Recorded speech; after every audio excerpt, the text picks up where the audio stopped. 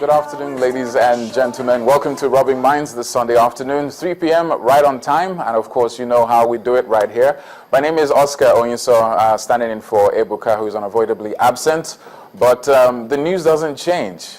We're still going to give you that very loaded newsreel, and loaded in the sense that we have three very interesting guests on the show this afternoon. He started off a fantastic concept way back when that just caught fire. A lot of people took to it, talking about pictures, magazines. In fact, it got an ovation of an applause. Of course, we have the one and only Mr. Chief Dele Momodu in the building with us. But we're going to be talking more of his activist side than the ovation side. We have some very interesting questions for him. We also have another phenomenal artist also on standby. He's gotten a lot of rave reviews, especially online. He's quite controversial. His means, his ways, his lyrics, his demeanor is quite unique. You get to meet this particular celebrity who has become an overnight sensation over the last couple of years. He goes by the name Vic O, and for those who know him, you know him. And for those who don't, well, stick around and you find out more about him. And of course, we have yet another guest in the studio. I'd like to keep this in the pipelines for now, but she's an absolute phenomenal. She is a broadcaster. She is a mother. She is someone who has spent her whole life trying to empower women in her own little way. We'll have Titi Onyison also here in the studio with us. No relation. On the news roundup, we have some news items that have made rounds. On the list on whyniger.com is, of course, the lecturer and the 18-year-old. We know about the part-time lecturer Hafiz Barwa, who has been arrested. Very unsavory news, very gruesome stuff. We'll talk more about that as well. We also heard about Atiku's daughter being nominated for commissioner in Adamawa. Nothing wrong with that, but as always, it is newsworthy, and want to see how that came about. Other news also have the mass failure of the Nigerian law school, where we had a major failure rate. One of the major headlines this week as well. A lot of things happened during the week. We can't really capture every single one of them, but we'll be able to touch on as much as possible on the show this afternoon. We have a very formidable guest in the studio. He looks at me like, who am I talking about? It's very, very you, sir.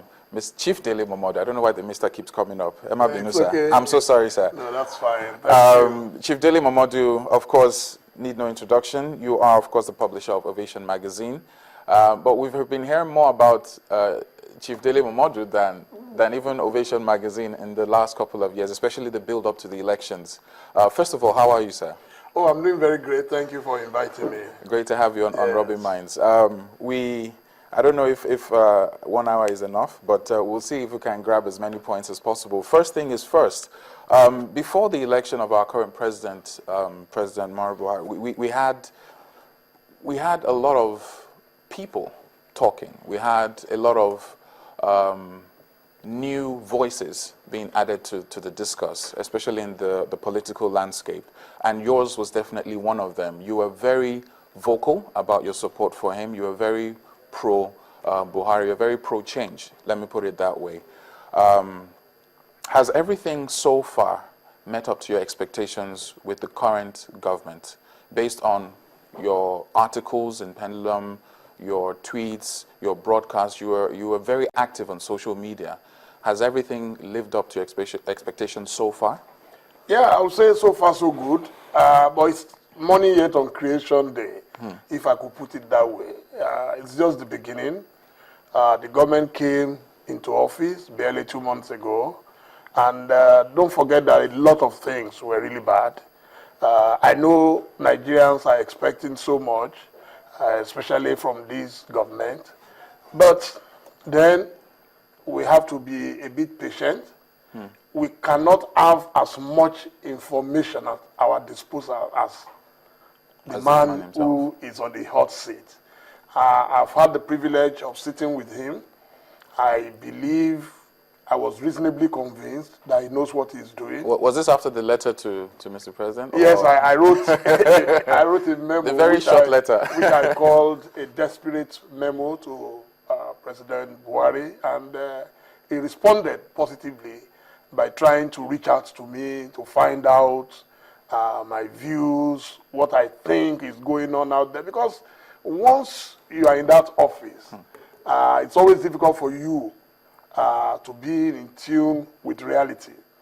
A lot of people come there assuming they know what you want to hear, and that's what they tell you.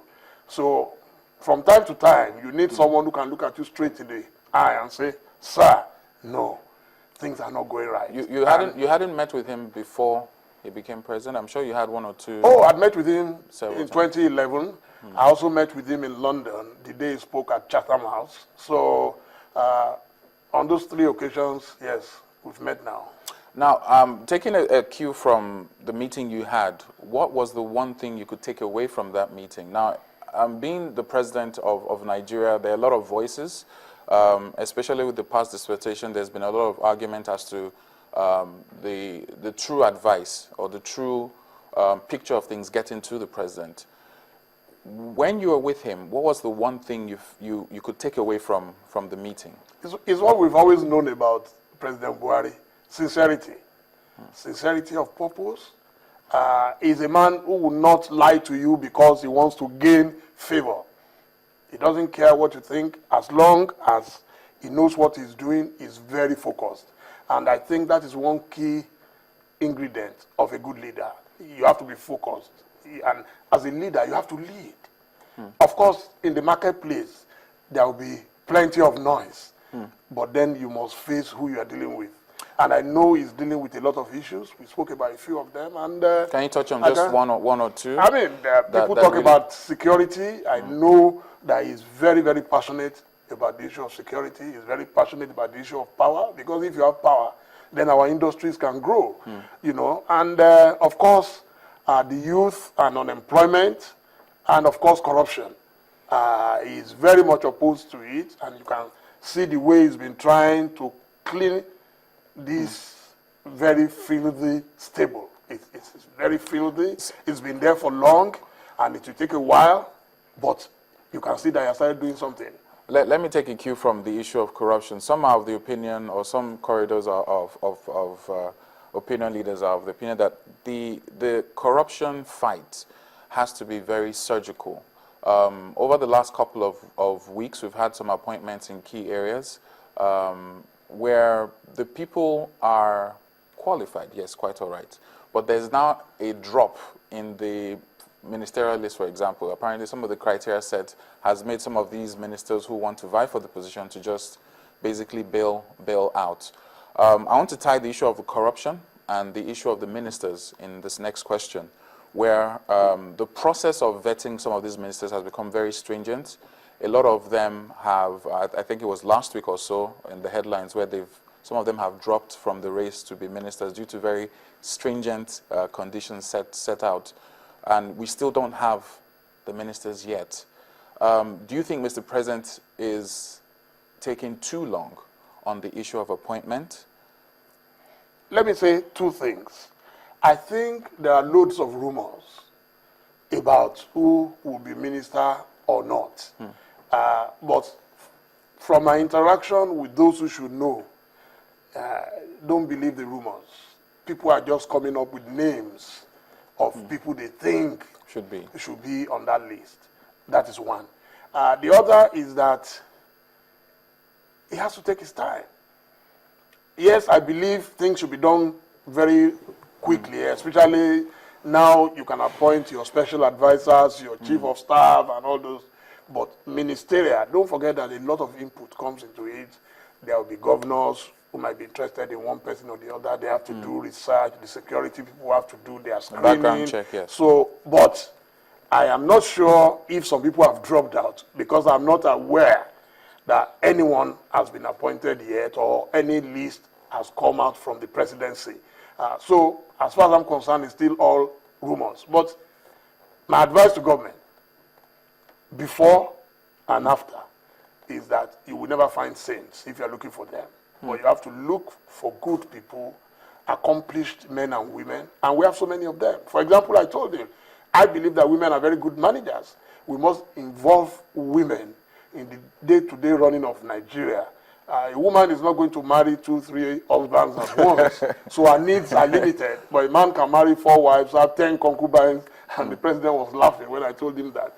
I also believe that intellectuals all over the world are involved in governance. Under Buhari himself, it was under Buhari that we had the Professor Tam David West, for example. Under Babangida, we had the Bolaji Akinyemis and the rest of them. We must involve them because they will be the think tank for government. You need thinkers, not just people who come in as politicians. I know that politicians by now will be jostling for one appointment or the other, but the ministerial list, the cabinet in particular, requires some intellectual input.